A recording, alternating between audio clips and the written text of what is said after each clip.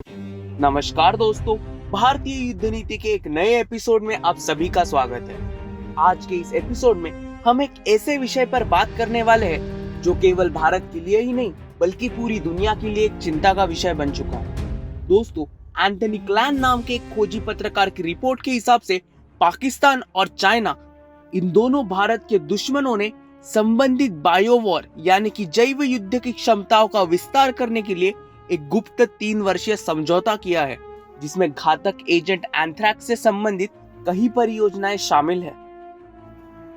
जैव युद्ध यानी कि बायोवॉर, ये एक ऐसी युद्ध नीति है जिसमें हथियारों के अलावा सूक्ष्म जीव, वायरस, कीटाणुओं का इस्तेमाल करके दुश्मन पर हमला किया जा सकता है। बैसिलस एंथ्राइसिस ये इसका मुख्य हथियार माना जाता है।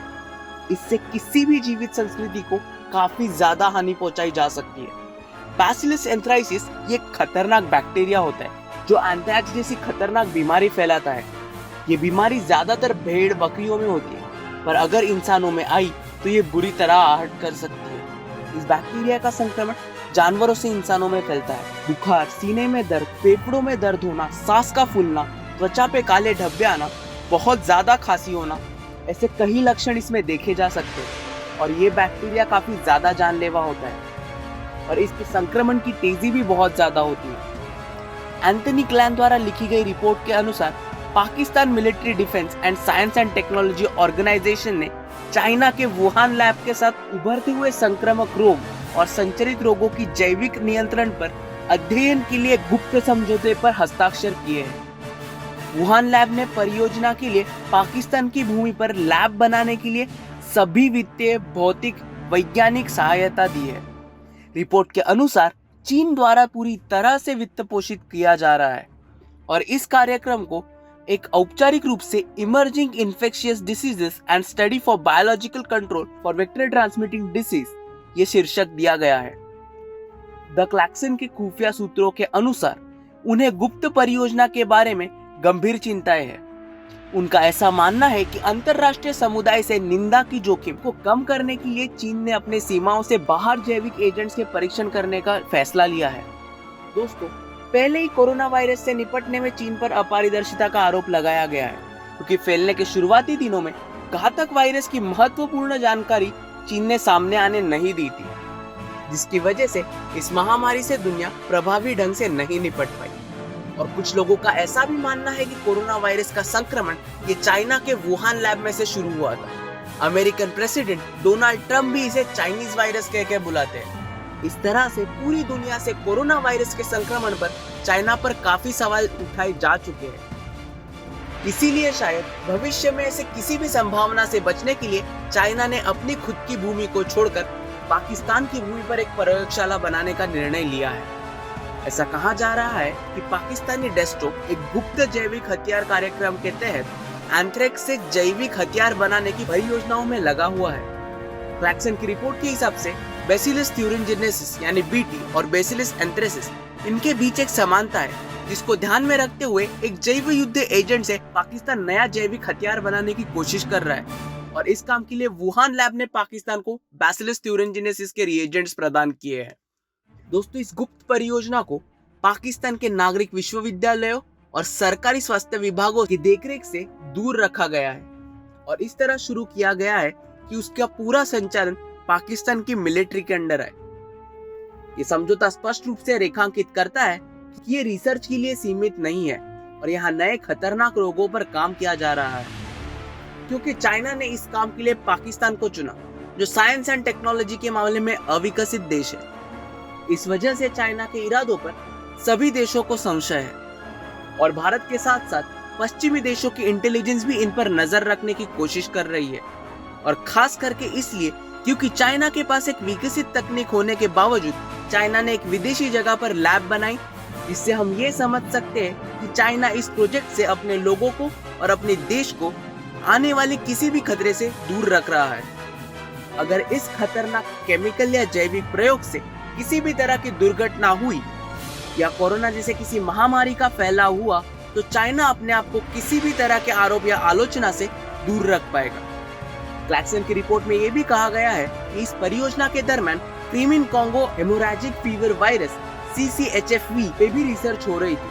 ये बहुत ज्यादा खतरनाक वायरस है। इसका संक्रमण काफी ज्यादा तेजी से होता है और संक्रमित लोगों में से 25% लोगों की मौत हो सकती है। ऐसा कहा जाता है कि ये वायरस इबोला से भी ज्यादा खतरनाक है। फिर भी ऐसे वायरस पे इस लैब में काम किया गया। अंतरराष्ट्रीय नियमों के अनुसार ऐसे खतरनाक वायरस पे प्रयोग केवल बायोसेफ्टी लेवल 4 लैब्स में किए जाने चाहिए, जबकि पाकिस्तान के लैबोरेटरीज उतने सक्षम नहीं है। दोस्तों, वुहान लैब ये एक बायोसेफ्टी लेवल 4 लैब है, पर फिर भी अगर वहां से कोरोना फैल सकता है तो पाकिस्तान के लैब से न जाने कितना बड़ा खतरा दुनिया को है। रिपोर्ट में ये भी कहा गया है कि वुहान वायरोलॉजी सेंटर की एक और लैब चाइना में कनमिंग शहर में है, जहां पर ऐसे खतरनाक वायरस पे प्रयोग हो रहे हैं, और वो लैब भी बायोसेफ्टी लेवल 4 की नहीं मानी जाती। दोस्तों, चाइना और पाकिस्तान का साथ आना, एक 3 वर्षीय समझौता करना और उसे पूरी दुनिया से छुपा कर रखना साफ इशारा करता है कि चाइना और पाकिस्तान इन दोनों देशों के इरादे सही नहीं है। जिस तरह के वायरसेस पे और बैक्टीरिया पे ये काम कर रहे हैं वो काफी ज्यादा जानलेवा और खतरनाक हो सकते हैं, जिन पर अगर सही वातावरण में काम ना किया जाए तो इनके संक्रमण से पूरी मानव जाति को खतरा हो सकता है। और अगर किसी भी अपघात से इनका संक्रमण ना हुआ तो भी पाकिस्तान और चाइना इनका इस्तेमाल जैव युद्ध की शुरुआत करने के लिए कर सकते हैं। दोस्तों, इतिहास में ऐसी कई सारी घटनाएं हैं जिसमें केमिकल वॉरफेयर या फिर बायो वॉरफेयर का इस्तेमाल किया गया है। पूरी दुनिया में जर्मनी ये पहला ऐसा राष्ट्र था जिसने केमिकल वॉरफेयर की शुरुआत की थी। पहले विश्व युद्ध में जर्मनी ने केमिकल वॉरफेयर से जीतने की कोशिश की थी, लेकिन जर्मनी के बायोलॉजिकल वेपन्स यानी जैव युद्ध हथियार उतने सक्षम नहीं थे, इसलिए वो नाकाम रहे। इसके बाद बायोलॉजिकल वॉरफेयर का प्रयोग दूसरे विश्व महायुद्ध में किया गया। जापान ने चाइना के लगभग 1000 पानी के कुओं में बैक्टीरिया छोड़े, जिसके वजह से पूरी चाइना में कॉलेरा और टाइफस जैसी बीमारियां फैलने लगी। इस दौरान चाइना के लगभग 30,000 नागरिकों ने अपनी जान खो बैठी। दोस्तों, जैव युद्ध से होने वाले खतरे को ध्यान में रखते हुए इस पे 2 अंतरराष्ट्रीय करार भी बनाए गए। पहला 1925 में बनाया गया, जिसका उल्लंघन बाद में कई राष्ट्रों ने किया। फिर 1972 में एक और करार बनाया गया, लेकिन उसके बाद भी कई राष्ट्रों ने अपनी जैव युद्ध नीति विकसित करना नहीं छोड़ा। 2001 में अमेरिका के एक पत्रकार बॉब स्टीवंस को फ्लोरिडा के एक हॉस्पिटल में एडमिट किया गया और बाद में पता चला कि वो जैव युद्ध हथियार एंथ्रैक्स से पॉइजन किए गए थे। दोस्तों, क्लैक्सन का मानना है कि चाइना का इस तरह पाकिस्तान को सहायता करना और नई परियोजनाओं को प्रेरणा देना कोई आम बात नहीं है।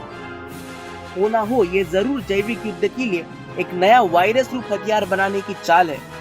कोरोना वायरस की वजह से भारत और पूरी दुनिया को काफी ज्यादा जैविक हानि और आर्थिक मंदी का सामना करना पड़ रहा है, जिसकी शुरुआत को लेके अभी भी विवाद चल रहे हैं। ऐसे वक्त पर पूरी दुनिया सतर्क रहना जरूरी है, खास करके भारत को, क्योंकि चाइना और पाकिस्तान की दोस्ती की नींव यही भारत से दुश्मनी है।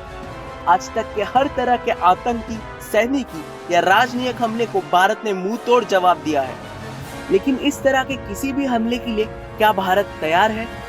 आज भारत में कोरोना पॉजिटिव की संख्या 13 लाख में है, जिसमें से 30,000 से ज्यादा लोग अपनी जान गंवा चुके हैं। भारतीय सरकार, सारी राज्य सरकारें, नगर पालिकाएं, पुलिस और पूरे देश की वैद्यकीय सेवाएं इस परिस्थिति से जूझ रही है। ऐसे में एक नए जैव युद्ध के लिए भारत तैयार नहीं है।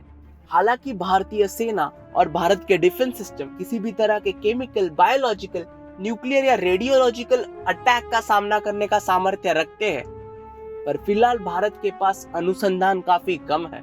लेकिन दोस्तों, भारत के न्यूक्लियर डॉक्ट्राइन के हिसाब से किसी भी तरह का केमिकल या बायोलॉजिकल, रासायनिक या जैविक हमले का जवाब भारत से परमाणु हमले में मिलेगा।